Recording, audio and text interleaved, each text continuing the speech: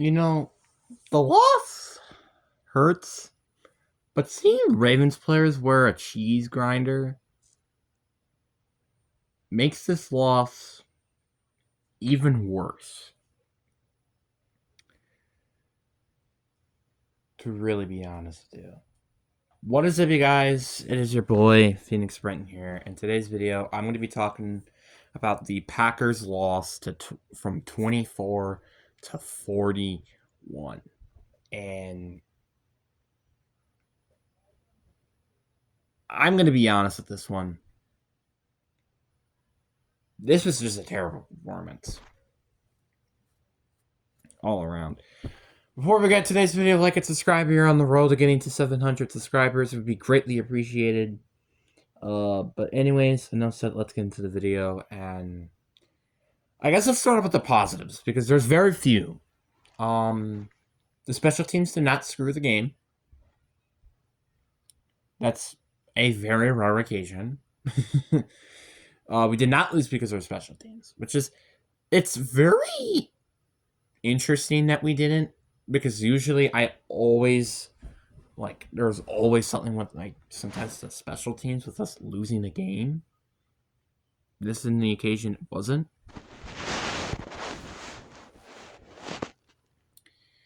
And last but not least, Malik Willis had a great game. If I really did have to pick an MVP for this game, it's Malik Willis. He did unfortunately leave the game a little bit early, or not leave it a little bit early. He stopped playing early because of a shoulder injury, and as soon as Clayton Tune came in, I'm just like, yeah, this game's over. I don't even know what to say. Where do I even start? Let's start off with letting Derrick Henry just run all over us. Let's just start off with that. This defense was garbage.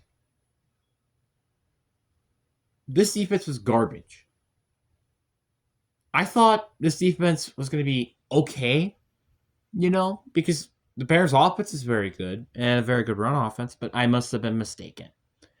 Because Derrick Henry just ran all over us, and we made him look like he was prime Derrick Henry and had, 3 touchdowns or 4 touchdowns during the game or something like that.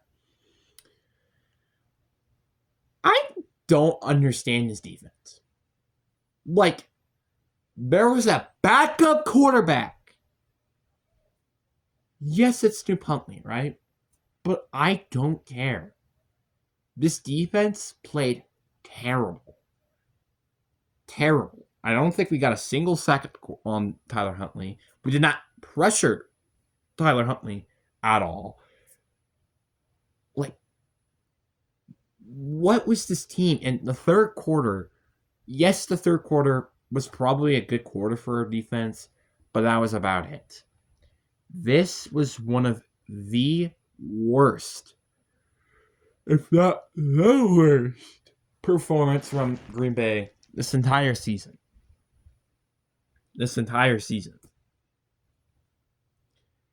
We did not play almost a single quarter of good football this entire game.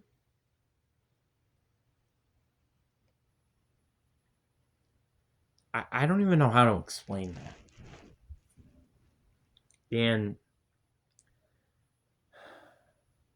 I'm just frustrated because Malik Willis played good enough to win the game. Right? But it felt like no one else actually went and showed up and wanted to play. Simple as that. Aaron Banks had 2 penalties, and I'm going to be honest, Aaron Banks got to go. I don't even know how many times I've said that this season, but Aaron Banks got to go. I am tired of seeing Aaron Banks on the field. This is one of the worst signings I've seen Green Bay done, I think, in my entire life. It is not a joke. That is a real thing. And unfortunately, I have to live with it. And I'm just frustrated out of my mind. Because Aaron Banks We paid him all this money during the offseason. And I knew as soon as we signed him, the signing was going to go terrible. And guess what? It's done nothing but terrible. Aaron Banks has to go. I don't care. Aaron Banks needs to go. I would much rather have anybody on the offensive line almost at this point than Aaron Banks. Rashawn Walker, Zach Tom, Sean Ryan, and Elgton Jenkins, which I'll talk about him a little bit later. Jordan Morgan, Anthony Belton, all those 6 guys, I'd much rather have than Aaron Banks. The only reason why he's starting right now, I bet you, is because of all the money he's made. It's just as simple as that, and also the injuries. And also because of the injuries. Because this man has had probably 7 to 8 penalties this year. I don't know how many he's actually had, but it's been a decent margin.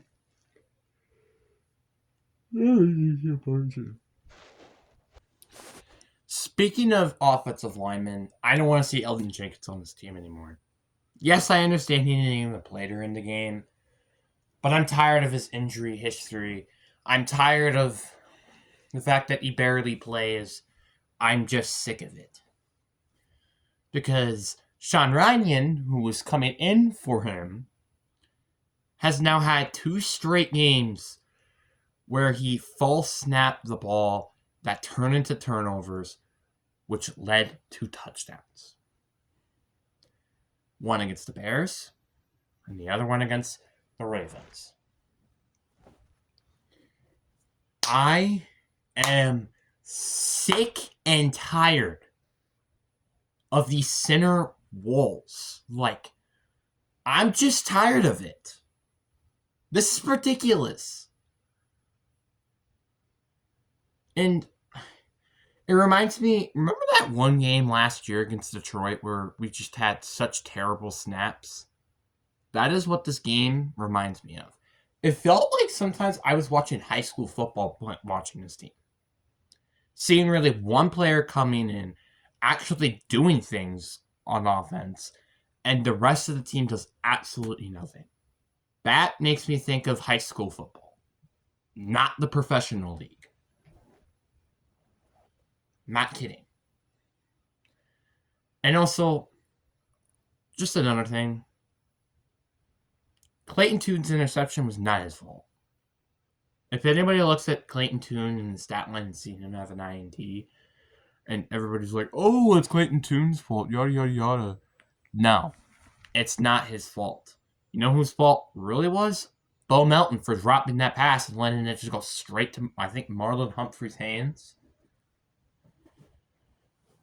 I'm just so beyond frustrated that interception happened, and it was because of Bo Melton. We're not even done with the offense yet, by the way. Not only that we've had false snaps, not only that Bo Melton dropped a pass that led to an interception, which is not the first time it's happened this year, by the way, but we could not have an effective run game. We could not have an effective run game. Josh Jacobs did not do anything. The little Emmanuel Wilson action, though, he did something. It questions me why we don't use Emmanuel Wilson or Chris Brooks more often. I've said this so many times right now. We need to be using Emmanuel Wilson and Chris Brooks more often because they deserve more playing time. Not discrediting Josh Jacobs, but Josh Jacobs, for example, this game, he didn't have a good game. He was pretty much struggling this entire game. So, of course, I would like to see more Emmanuel Wilson or Chris Brooks. Just something different so then we can get the running game more involved. Not let Malik Willis have to throw and run to save his freaking life. Because he got banged up a ton in this game. And it's because of, well, part of because of the offensive line, and it's also because no one was getting open, the running game was non-existent. What is this offense? Malik Willis is a good enough quarterback to have as a backup quarterback. And he proved in this game why. Because I felt like he was the only guy who legitimately showed up in this game. And the last thing I got to talk about is Matt LaFleur. What the hell are you doing on 4th and inches? Remember that play call where he went on shotgun on 4th and inches? I was literally yelling at the TV, why are you going for it on 4th and inches? I would have gone for it. Sure. Like that? No. You know what I would have done? I would have maybe went with a QB sneak. Maybe an RPO play. Not a shotgun play, though.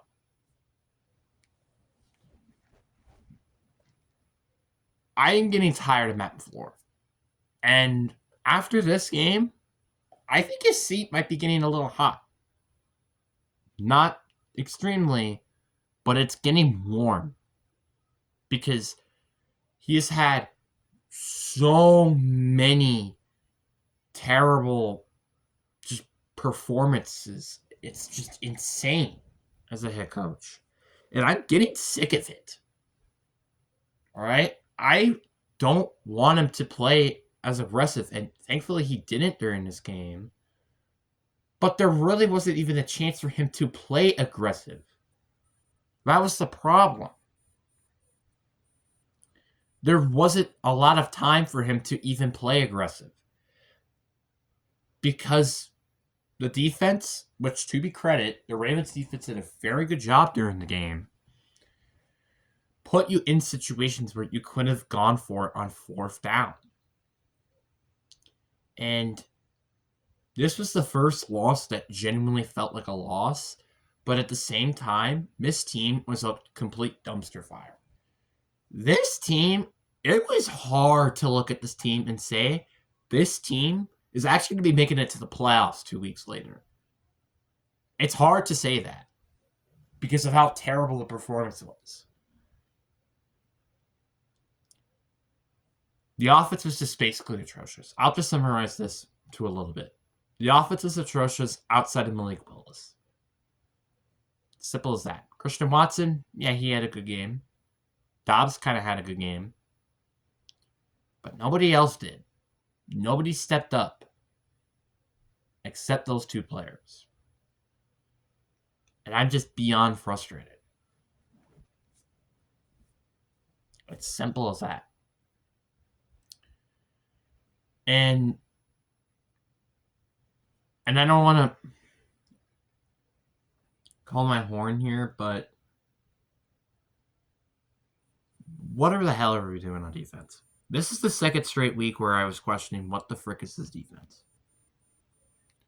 I said the same thing with the Bears game. If there was no false snap there, the score could have been way higher than it was. And this game kind of proved me right. 41 points allowed by a backup quarterback. Let me sink that in again. 41 points by Snoop Huntley. What the hell is this defense? What is this defense? I'm not saying this is entirely Jeff Hafley's fault, but it kind of is part of his fault. I'm going to be honest. It's him and the entire defense's fault. Keyshawn Nixon played terrible. Carrington Valentine kind of played terrible. Basically, everybody I feel like in this game, except maybe like Edgerrin Cooper, played terrible in this game. There was nobody who really, I felt like, even tried to play this game on defense. Because everyone was getting open. People were getting open quickly. We couldn't stop the run. The Ravens were able to do whatever they wanted on offense. Did I forget to mention, by the way, that we didn't commit a turnover or a punt the entire game? Did I forget to just mention that, by the way? No. We did not commit a turnover or a punt in this game. What the hell is this defense? Because I'm going to be honest with you. Yes, Micah Parsons losing him sucks. But that doesn't mean that, now we have a legitimate excuse of why this defense sucks. No. That's not how that works. And I'm so frustrated. I said this with the Bears game too.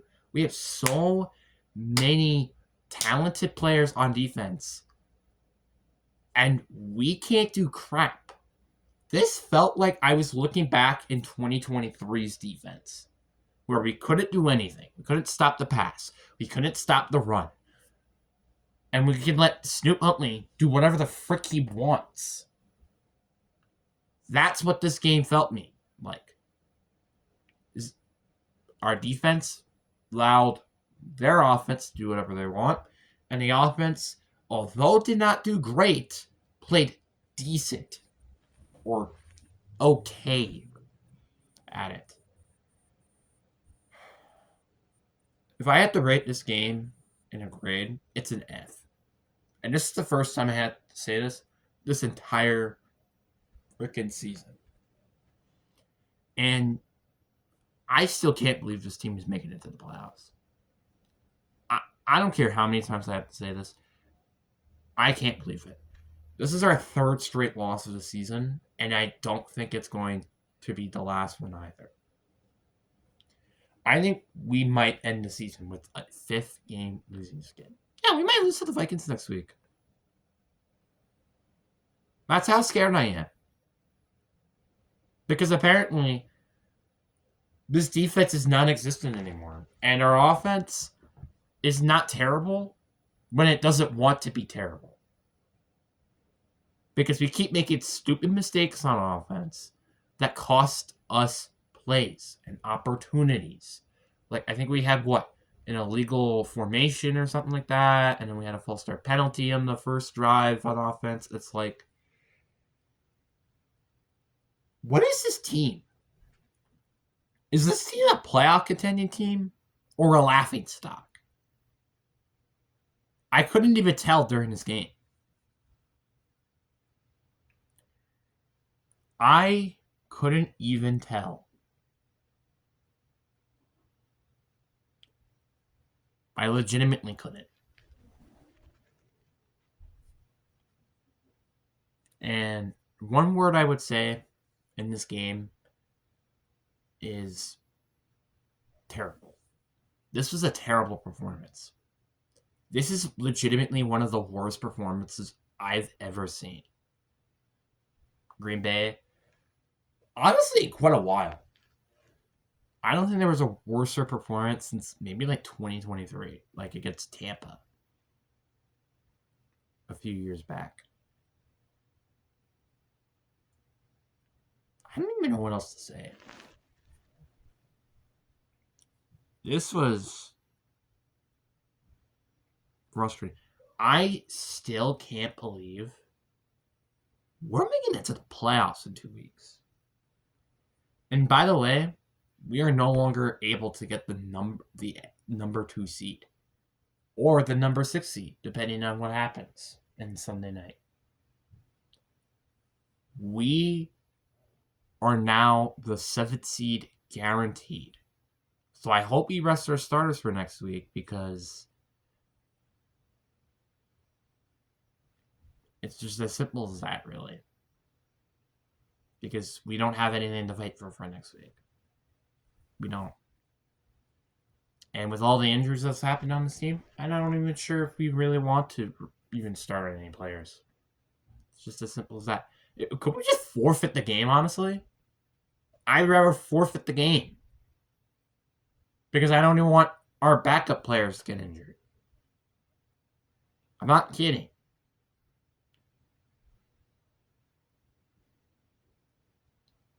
I am tired of this. And there's going to be another video coming out of me talking about injuries, because trust me, there are a lot of injuries in this game. Like, again, Willis got banged up. Hobbs got banged up, I'm pretty sure. One of maybe a special teams player or like a rotational player on our team got banged up. Jordan Riley got banged up. There is going to be a video coming out of me talking about injuries and what the frick this is all about, and why I feel like football needs to take action on this. But That's my personal opinion. Because it's, one, kind of ruining football ratings as well, and two, it's taking away the fun out of it. It's kind of as simple as that, really. Yes, you could say the coaches are taking the fun out, or not the coaches, the refs are taking some fun out of it, but injuries are also taking equal, if not more, fun out of it. But anyways, guys, I hope you guys enjoyed this video. I won't be making a Vikings video next week because, one, the game doesn't matter. We're already the 7th seed, so it won't matter. We'll probably be putting most of our backups in. And two, I don't want to. If we do end up putting our starters in, though, I think I might make a video for that. But if we don't, I don't think we're going to be making a video. I'm just going to be honest. But anyways, guys, I hope you guys enjoy. Peace.